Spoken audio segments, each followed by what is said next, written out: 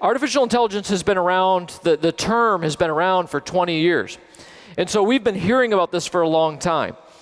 But what I want you to understand is we now today stand, right, on a precipice of AI exploding as a tool that we use every day. So more and more businesses are running as fast as they can to go license IBM Watson or Google DeepMind, right, or building their own AIs. And if you start thinking about how we're going to use these, right, how they're going to show up in the world, right, we're talking about healthcare. So all of that example I gave you of all that data coming off my wearable devices, it's not going to be that a doctor is sitting and watching all that data. There's going to be massive amounts of data streaming off my wearable devices or my implantables, right, in real time. It's going to be an AI that is watching that data. And that AI is what's going to alert me to, hey, there might be a problem, or hey, you need to make a change. It's not going to be a doctor. It'll be one of the hospital's AIs that you're renting, that you're paying a monthly fee to watch over all your data, right? Or you think about the fact that in order to have autonomous vehicles or ships or planes or anything else, those are all driven by an AI. So there's an AI embedded in the machine. I don't care if it's a robot or whatever it is, there's an AI in it that's controlling its behavior. Or think about the fact that today we're starting to have millions of AIs in the marketplace, and this is part of what's replacing the human job. So Rocket Mortgage, if you go online and you go to do a mortgage on Rocket Mortgage, and you put in your mortgage information, and it gives you an instant decision, you have to understand, they don't have a bank of 200 loan officers sitting in a room watching the other side of your screen. They have an AI that's deciding whether to make the loan or not make the loan. It's an automated lending process. And we haven't even begun to understand what the implications of that are, right? That there's an AI making thousands of lending decisions every day. Or the fact that we're very close to a time where we will have an AI that is managing a lot of the things in our lives.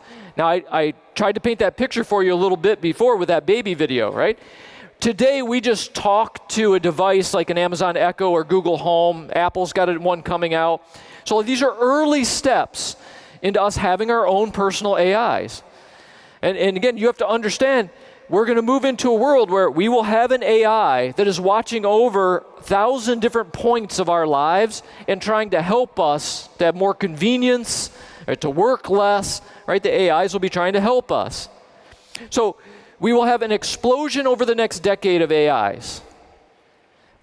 But that also means we need to take a look at what's going to happen. And instead of giving you a bunch of details, let me try to paint the picture for you this way. The way to think about what artificial intelligence is going to do is the first step is all about it knowing me, right? So today, the Amazon Echo, it's trying to know you. It's trying to understand, what are you asking about, right? Siri, your mobile device, your car, they're trying to know you. And you can tell that because they're trying to get data from you, and then they're trying to help you with advice. So right now, we're kind of in the AI's trying to know you stage. But the next stage after knowing you is that it starts to represent you. So when your car pulls up to the gas station, you don't have to run your credit card on the gas pump anymore. When your car pulls up to the gas pump, the car tells the gas pump who you are, and it does the transaction for you. Right? We're very close to that. So the AI represents you. And then the next step after that is the AI can be you. It can represent you when you're not there on your behalf. It can make decisions for you when you can't make the decisions. That's the next step. And then, of course, we have to understand that the last step becomes the replacing me. But that's when we talk about 35% of jobs going away, we're talking about white-collar jobs, not so much blue-collar jobs. Those have been replaced by robots in manufacturing already. We're talking about a lot of white-collar jobs that get replaced because of AIs. But if you understand where we're going with AIs, then you would understand when I tell you criminals are going to get very good at hijacking AIs. And when I say they'll get very good at hijacking AIs, what they're going to want to do is to be able to get into the data and the code that the AI uses to make decisions on your behalf, and they're going to want to alter that. So when they alter it, the AI will make different decisions than it should, or give you different advice than it should. Or they'll just take over the AI altogether. They'll just hijack it and say, hey, for 5 Bitcoin, you have your AI back.